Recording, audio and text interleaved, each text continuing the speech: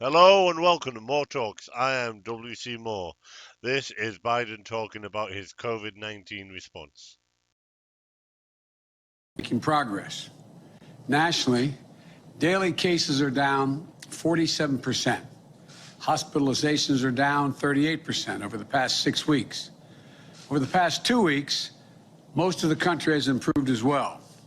Case rates are declining in 39 states, and hospital rates are declining in 38 states.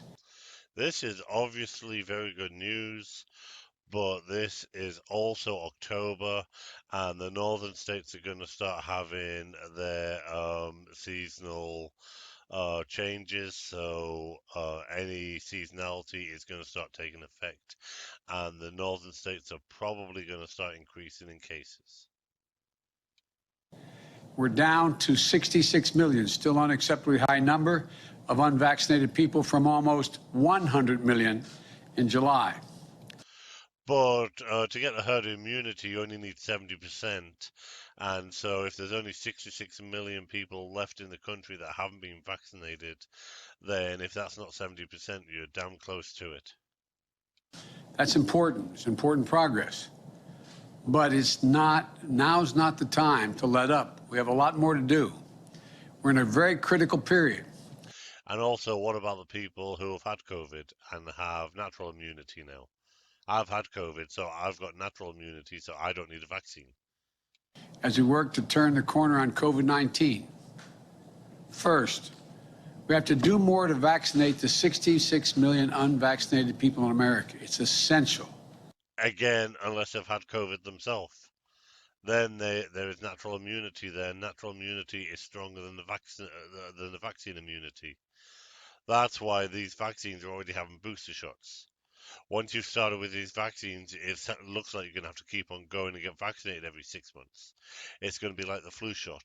COVID is going to be like the flu. The 1918 flu was really bad, and then over the next few years, it got less and less until it's what it is now. And COVID's going to be the same way. The vaccine requirements that we started rolling out in the summer are working. They're working. The Labor Department is going to soon be issuing an emergency rule for companies with 100 or more employees to implement vaccination requirements among their workforce. That is illegal. That is way above anything the government is allowed to do. Every day, we see more businesses implementing vaccination requirements, and the mounting data shows that they work. Now, businesses can do it themselves if they want to, and they can mandate their customers, but the government cannot mandate. Or at least the federal government cannot mandate, but I don't think the Constitution would allow the state government to mandate either. Businesses and organizations that are implementing requirements are seeing their vaccination rates rise by an average of 20% or more to well over 90%. That's because a lot of these people can't afford to lose their jobs, so they have to do it. They're being forced into it by a tyrannical government and a tyrannical business. Now, 90% is above the herd immunity threshold, so you should be good. The number of employees vaccinated. Let's be clear. Vaccination requirements should not be another issue that divides us. That's why we continue to battle the misinformation that's out there.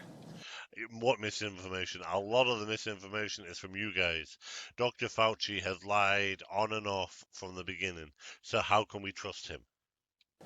And companies and communities are stepping up as well to combat the misinformation.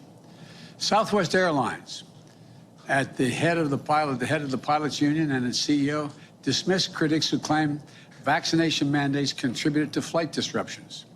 Yeah, this is the Southwest airline. This speech was done on October the 14th. On October the 15th, 16th, and 17th, there was almost 2,000 Southwest airline flights cancelled or delayed because pilots called in sick in protest of vaccine mandates. So don't believe Southwest Airlines at the moment. School board members, religious leaders, and doctors across the country are fighting misinformation and educating people about the importance of vaccines. Again, vaccines are important, but the administration and the doctors they go to are dismissing herd immunity, natural immunity after having the disease. So they are dismissing a lot of science. All of these efforts are going to help us continue moving the dial to eliminate this disease. Second, we're going to continue protecting the vaccinated.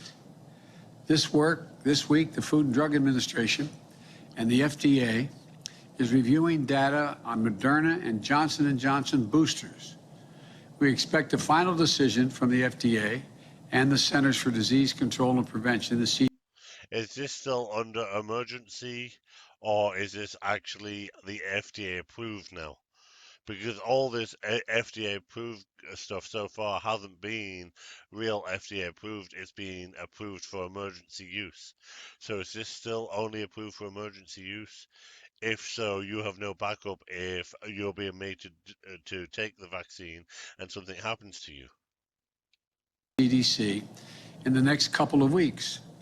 If they authorize the boosters, which will be strictly made based on the science, that decision will be based on the science, this will mean all 3 vaccines will be available for boosters.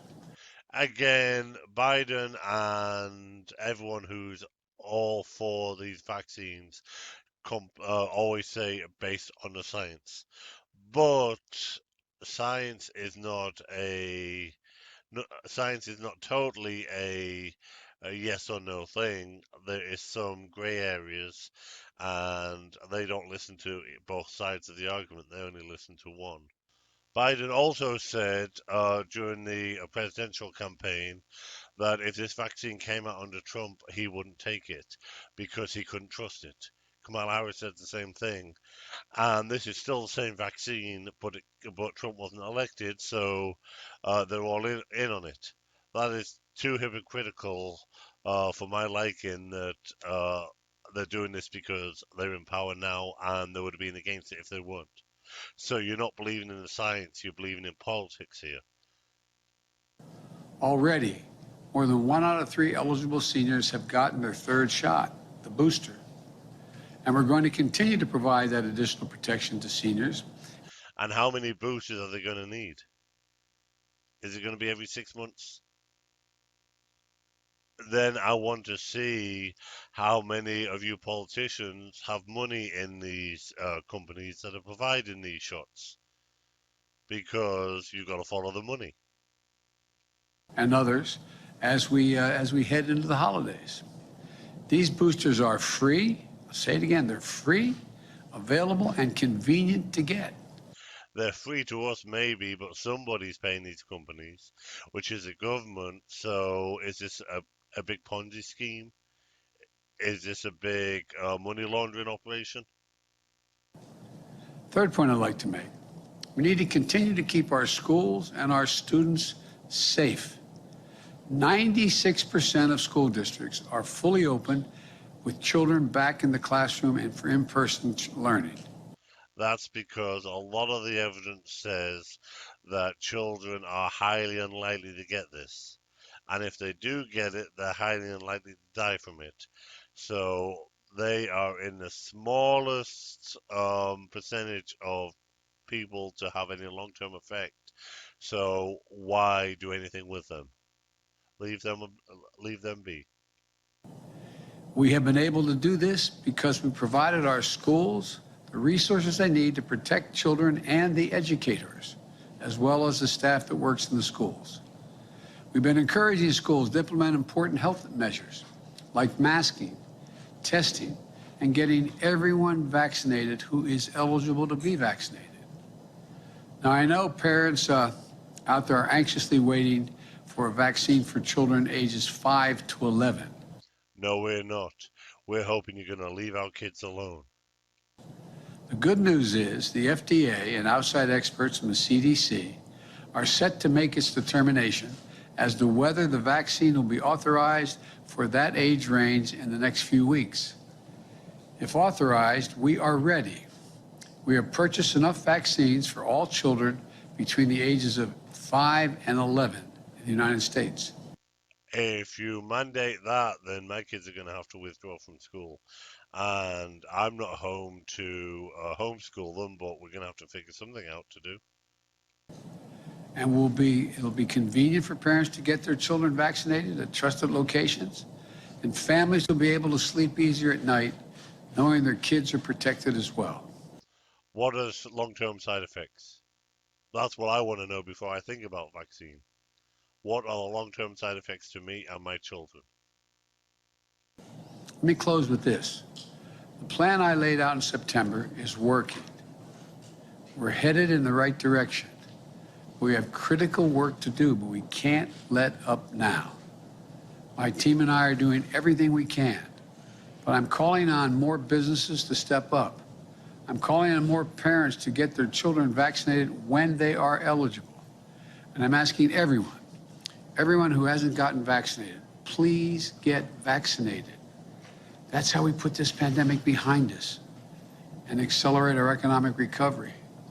In the history of the world, there is very few diseases that, even with vaccines, there's very few diseases that have been totally destroyed, that have totally vanished. So why do you think, are you that arrogant to think that a few vaccines will get rid of this disease? We can do this. I've said many times, God bless you all, and may God protect our troops. Thank you very much. And are you honestly saying that no vaccinated people have got sick and no vaccinated people have died? I mean, you've got to look at the science here. That's what you keep on telling me.